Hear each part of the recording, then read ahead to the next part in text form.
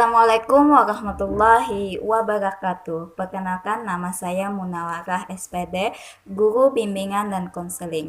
Di sini saya akan memberikan layanan bimbingan konseling, yaitu bimbingan klasikal dalam bentuk layanan informasi dalam bidang pribadi dan belajar.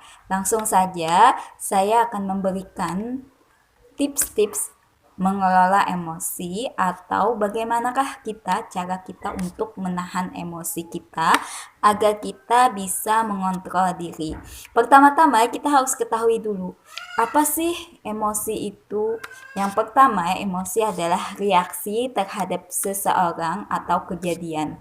Nah, emosi adalah perasaan intens yang ditunjukkan kepada seseorang atau sesuatu. Emosi adalah perasaan psikologis dan mental seseorang yang muncul karena dipengaruhi oleh keadaan sekitar, baik itu dalam diri maupun dari luar, dengan mengekspresikannya dalam tingkah laku yang nampak. Jadi kalau kita emosi itu macam-macam ya. Ada marah, ada sedih. Nah, nantinya kita akan bahas bagaimana sih tips kita untuk mengatur emosi kita. Nah, ini adalah salah satu emosi manusia, yaitu macam-macam nih. Manusiawi, kita punya emosi masing-masing ya. Ada tingkatannya, ada sedang, ada tinggi, kadang emosinya kecil atau kadang hampir tidak ada emosi, misalnya seperti itu. Nah, ini ada marah, ada sedih, ada ketawa, ada senyum, ada malu, ada menangis, dan lain-lainnya ya, yang bisa kita rasakan setiap harinya. Kadang setiap manusia itu dalam satu hari itu berubah-ubah ekspresinya, emosionalnya dalam diri itu. Kadang paginya bahagia, siangnya malah lesu, malamnya nangis. Nah, itulah kita sebagai manusiawi, kita harus bisa mengontrol bagaimana setiap harinya kita bisa tersenyum, bisa bahagia, seperti itu. Dan tidak menutup kemungkinan kita sebagai manusia juga bisa menangis untuk meluapkan amarah kita atau untuk mengekspresikan apa yang kita dapat, misalnya tidak sesuai dengan ekspektasi kita. Namun, kita harus bisa mengontrolnya. Nanti kita akan bahas bagaimana cara mengontrol yang baik ya. Nah, macam-macam emosi. Tadi kan ada emosi positif, ada emosi negatif, dan emosi campuran positif dan negatif. Bagaimanakah emosi positif itu? Misalnya kita gembira atau bangga dengan prestasi kita, terus kita lega. Nah, lega ini biasanya kalau kalian konsultasi dengan konselor, curhat dengan guru BK, misalnya permasalahan apa yang sedang kalian hadapi. Jadi kalian merasa lega. Wah, harapannya nih, punya harapan yang sangat baik. Misalnya, saya berharap saya suatu saat akan sukses. Jadi kita bawaannya ceria, pikiran kita positif ya, penuh dengan cinta dan kasih sayang terhadap diri kita sendiri, seperti itu. Terus apa saja sih emosi negatifnya? Nah, misalnya kita terlalu cepat marah ya, itu tidak baik juga. Misalnya hal yang kecil aja kita bisa marah, misalnya. Kalau ada juga cemas. Nah, kalau cemas ini hati-hati juga kalau kita tidak bisa mengontrol kecemasan itu setiap harinya. Nantinya akan berdampak pada mental kita. Nah, yang penting kesehatan mental kita jaga juga, yaitu jangan berpikiran negatif ya. Nah, ada juga kalau setelah cemas kita rasa takut, terus rasa jijik dengan keadaan, misalnya tidak menerima keadaan, apapun misalnya kita harus sesuai dengan ekspektasi kita, itu tidak mungkin ya. Kita dalam diri kita harus bisa menerima kenyataan gitu ya, menerima takdir Tuhan apapun yang terjadi, seperti itu. Terus kita ada juga merasakan emosi kita benci dengan seseorang. Nah, itu sangat tidak boleh kita. Apalagi kita sampai tidak menyapanya beberapa hari misalnya saking bencinya. Itu tidak boleh. Nanti kita berdampak pada diri kita yang mana penurunan rasa semangat dalam diri kita. Terus kita harus saling memaafkan. Memaafkan kesalahan orang lain, terus bagaimana kita memaafkan diri kita sendiri. Nah, kalaunya untuk sedih atau duka, itu setiap manusia itu pasti merasakannya. Namun, nantinya kalian bisa mengontrol lah. Misalnya sedih itu sedang-sedang saja, jangan berlarut-larut. Misalnya patah hati dengan seseorang, boleh, itu manusiawi kita merasakan. Namanya juga punya perasaan, punya hati. Nah, tapi kalau untuk sedih itu di stop ya. Kalaunya kita sudah menangisnya keterlaluan, terus kita galaunya berhari-hari, itu sudah tidak baik untuk kesehatan kita juga. Nah, itu perlu kita kontrol ya. Nah, selanjutnya untuk malu ini kita pasti ada insecure ya. Setiap orang itu kadang insecure-nya itu rasa tidak percaya diri, punya rasa malu kepada orang lain.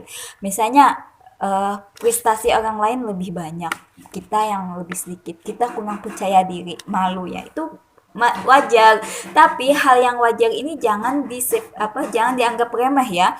Kita malu ini harus bisa memposisikan diri juga. Misalnya ikut eh, ikut makan di rumah orang lain, pastinya kita harus punya rasa malu. Jangan kita harus punya rasa sopan santun juga ya. Tapi kalaunya untuk prestasi kita harus semangat ya, jangan malu, kita harus semangat, harus percaya diri seperti itu dengan kemampuan kita. Nah, apa sih kalaunya setelah ada yang positif, ada yang negatif, lalu kita membahas tentang campuran, ada positif, ada negatif. Apa saja? Ada cemburu. Nah, perasaan cemburu, perasaan bersalah itu wajar supaya kita merasa rasa cemburu kita itu kan rasa sayang kita, terus kita merasa bersalah itu wajar karena kita melakukan kesalahan, kita merasa bersalah. Ini positif atau negatif? Ya, itu namanya emosional campuran ya. Nah, setelah itu kalaunya kita merasa ingin tahu, heran misalnya, heran kenapa sih teman-teman semuanya tidak mau berteman dengan saya, pastinya kita ini nantinya dampaknya bisa introspeksi diri ya. Nah, khususnya kalian misalnya nih ada di kelas, kalian pasti merasa bersalah, apa sih, kenapa sih teman-teman menjauhi kita, apa segalanya. Kita berpikir apa yang perlu kita perbaiki. Nah, terus itu ada emosional kita, perasaan kita.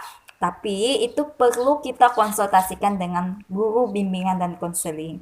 Misalnya minta bagaimana sih solusinya nantinya, jalan keluarnya, permasalahannya, seperti itu. Nah, ada juga hasrat atau iba atau kasihan dengan orang lain, itu pasti harus kita miliki juga. Misalnya kita harus bersedekah dengan orang lain, harus membantu sesama teman, seperti itu ya. Nah, sudah kita bahas tadi tentang macam-macam emosi, selanjutnya kita bagaimana cara mengelola emosi. Nah, di sini ada ayat Al-Qur'an ya tentang Al-Baqarah, Quran Surah Al-Baqarah ayat 153 yang mana berbunyi A'udzubillahi minasyaitonir rajim. Ya ayyuhalladzina amanu ista'inu bis-sabri was-salah innallaha ma'as sabirin. Artinya, hai orang-orang yang beriman, jadikanlah sabar dan sholat sebagai penolongmu. Sesungguhnya Allah beserta orang-orang yang sabar. Nah, semoga dengan ayat Al-Quran ini kita bisa mengamalkannya ya. Kalaunya pengen marah, kalaunya kita pengen nangis, pengen apa, kita sabar dulu, tenangkan diri dulu. Terus kalaunya punya waktu ya, kita wudhu, terus kita bawa sholat, ya kan seperti itu. Nah, ada beberapa cara mengolah emosi dengan baik. Ini sudah saya kumpulkan, yaitu tadi kita berwudu dulu. Terus setelah berwudu apa, Bu? Kita harus apa lagi? Terus beristighfar. Nah, istighfar ya. Misalnya mau marah, astagfirullah, sabar ya kan.